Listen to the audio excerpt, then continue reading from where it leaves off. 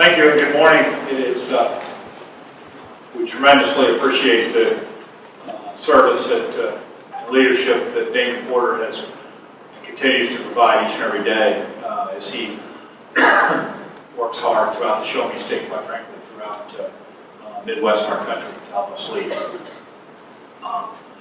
4 years ago, we launched Mo Broadband Now as a public-private initiative to greatly expand the reach of broadband throughout our state and to bring its 21st century benefits to schools, homes, businesses, healthcare facilities, and public safety agencies. I said at that time that the Show Me State would aggressively compete for one-time competitive federal funding that could help us realize the expansion of this veritable requirement for the future and versatile communications tool.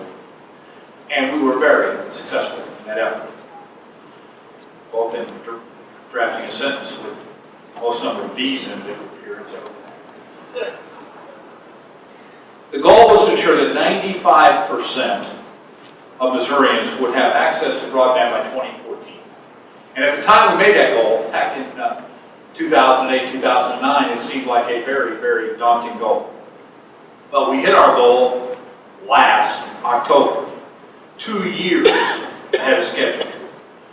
Today I'm proud to announce that 97% of all Missourians have access to broadband, including 90% of rural Missourians. Now, that has happened for a lot of reasons. But one of the reasons it has happened is that people want it. Technology uptick is a demand in our society that I don't know that we're ever going to be able to keep up with. So that's why we have attempted to focus and attempted to provide our focus to areas where we can have the most impact in the quickest amount of time. Over the past couple of years, I've had the opportunity to be at groundbreakings across the state. This work has gotten underway to launch fiber optic networks that will reach thousands and thousands of Missourians. To date, we now have 111 of the 113 private broadband providers on board as part of our Mo Broadband Now coalition. Unlike any other state in the country, I should note. I thank all of those folks working hard to put public and private efforts together. Mo Broadband Now is truly a public-private partnership demanded and driven by a public in need of technology. Right now, we're in the middle of seeing a total investment of more than $310 million in federal, state, local, and private sector resources to take broadband throughout our great state. This total includes more than $192 million in that competitive federal funding, and some of our federal partners are here today, and I thank them for their, I'd say their generosity, but when it was a competition, we won. Well, I mean, seriously, when we went through the first round, we did not do as well, so we retooled our efforts in Mo Broadband Now. That's when we formed that initiative, and we're highly successful in the second round because of that coordinated, focused effort. The work being carried out under Mo Broadband Now includes middle mile projects to expand the backbone of service into counties that didn't have broadband before. It includes last mile projects to take broadband from the middle mile up to the homes, schools, hospitals, and other users. It includes thousands of community anchor institutions such as schools, emergency response agencies, and healthcare facilities. And it includes centers at community colleges in Missouri that provide broadband access to underserved populations in our state. All in all, we've seen wireless towers go up, more than 3,000 miles of new fiber installed throughout our great state. It has been truly a game changer for education, for commerce, and for public safety. Now, as for healthcare, broadband is not only a game changer, it is, quite frankly, a lifesaver. Literally. But for too many clinics and hospitals in rural Missouri, the connections have been too slow to fully use this critical tool, if at all they were in place. To tackle this issue, we held regional broadband planning sessions throughout our state. At these meetings, we heard time and again that there was a clear gap in providing adequate broadband, but small hospitals had a tough time coming up with the funding to bridge that gap. That's why last fall I announced that more than $362,000 is being made available to 15 rural Missouri hospitals that will enable them to provide more effective telemedicine for their patients. Let me give you a great example. One of those rural hospitals was the Missouri Southern Hospital in Dexter. Dexter is in the southeast corner of our state with a population of less than 8,000. They had a broadband connection in place, but it was only capable of carrying 1.5 megabits per second. With the support of Mo Broadband Now, they'll be able to take that 1.5 megabit per second to 10 megabits per second, a dramatic increase that will convey information and images more quickly at a higher resolution. This is especially important for radiology images and will help transmit other patient information and records as well, and not just between a hospital and its clinics, but also able to reach specialists for consultation, in some cases around the world. As I said, expanded broadband accessibility to healthcare providers will mean access to quicker and more specialized care that is often life-saving to patients. Now, let me go one other example real quickly, and I'm going to let you get back to subject matter, specific expertise. This digital divide that we are working so hard to meet also is a lifestyle and health divide.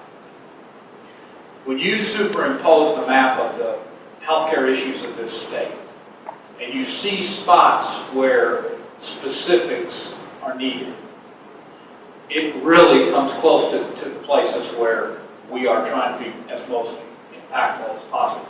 Think back, if you will, just a few short years ago, you were in rural Missouri, and you slipped and fell, and maybe you broke your arm or your leg playing softball. And you would then go to maybe emergency room or hospital and get an x-ray, or then you'd go from there. You literally take that x-ray with you, you put it in a thing underneath your arm, you drive to some other doctor, and that other doctor would look at that, maybe set it, and then he'd give you a notice of some sort of therapy person, or maybe a pharmacy that you had to go to, and you would be driving all around the area with a broken arm, trying to figure out what to do next. This tool, whether it's in an injury as simple as a broken arm, or an intervention as important as a late-night mental health intervention near a county jail, or suicide prevention intervention by a psychiatric expert, or an analogy and a life-saving quickness that happens to a stroke victim. All of these outcomes are only positively possible if we embrace this technology which is right in front of us, and then we use that capacity to change a healthcare system, to drive down costs, to expand opportunity, and to make people healthier all across the state. There is no part of our Mo Broadband Now initiative that is more important than the healthcare piece. And the basic work that's done to make great healthcare available anywhere will drive the way that healthcare is paid for, the amount that it costs, and the outcomes. This work that you all are doing and the work at this particular conference is very, very important. For us, the next step forward is to continue with our second round of regional planning. We have 18 grassroots citizen-driven teams that are developing and implementing strategic plans to boost broadband in their area. All of this is fulfilling the vision we had in 2009, for Mo Broadband Now. Ensuring access to broadband in every school, in every business, in every hospital, in every public safety agency isn't a luxury. It's a necessity. It's a necessity to keep our economy moving forward and to compete in the 21st century with the latest communication tools. So, in conclusion, two things. First of all, I want to thank everybody for being here today and continuing our work so that the dollars we spend and the teams we build collaboratively help us continue to jump ahead of other regions of the country and other states. So I thank you for your incredible work. Your tireless work to make sure we are doing the most we can to move forward is exceptionally, exceptionally important. The other thing is that all of this technology is not only an opening of the door in the healthcare arena or provide coverage at the local level, it is also yet another predictable, aggressive step into the world economy. I mean, when I was a kid growing up in DeSoto, when I went to school, I basically had to compete against kids in my own school. Maybe kids on the weekends we'd go play sports against Festus or a year or whatever. Then when I went to the University of Missouri, I competed against kids there. Came back home, my business, practicing laws, and meeting with folks in the state of Missouri. The reason I mention that is not to show my age, but to say that the children we have right now, the students that are in schools right now, the economy that they are stepping into is no longer a county, our state, or even a regional economy. It is a world economy. And our avenue to that is technology, is broadband. That is our, and as you, in my line of work, as you travel to all corners of this state time and time again, you come to so many small towns that miss the railroad, miss the interstate, but aren't going to miss this. And so I really appreciate the organizationally strong way that we've gone about this, the painstaking work that is being done. This is the difference between joining an international economy and not. And in no small measure, the work that's being done here and in other groups around the state in these areas has made a real difference. Our unemployment rate is well below the national average and has been for 44 months. We had 12,000 jobs last month. This area right here in St. Louis is designated one of the top tech jobs.